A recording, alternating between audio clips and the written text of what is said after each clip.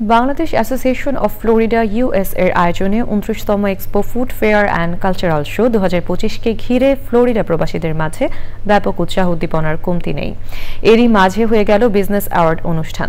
Florida থেকে রাশেদ আহমেদের পাঠানো তথ্য ভিডিও চিত্র নিয়ে ইফতেখার উদ্দিনের রিপোর্ট। সাউথ ফ্লোরিডার ফেয়ার গ্রাউন্ডে 29তম এশিয়ান ট্রেড, ফুড ফেয়ার এবং কালচারাল শোর জমজমাট অনুষ্ঠানের আগে শুক্রবার রাতে অনুষ্ঠিত হয়েছে গালা নাইট অ্যাওয়ার্ড ডিনার। অনুষ্ঠান শুরু হয় জাতীয় সঙ্গীতের মাধ্যমে। অতিথি ছিলেন জর্জিয়া স্টেট সিনেটর বাংলাদেশি বংশোদ্ভূত নাবিলা ইসলাম পার্কেস। It takes a lot of time, it takes a lot of money, so I want to say thank you again for supporting everyone, and I'm very excited to join all of you tomorrow, and again have a good evening. It's going to be a great celebration. অনুষ্ঠানে স্থানীয় আর মূলধারার ব্যবসায়ী অতিথিকে crest দিয়ে সম্মানিত করা হয়। 2 দিনের অনুষ্ঠানের বিস্তারিত তুলে ধরে আগামীর পরিকল্পনার কথা জানান সংগঠনের নেতারা।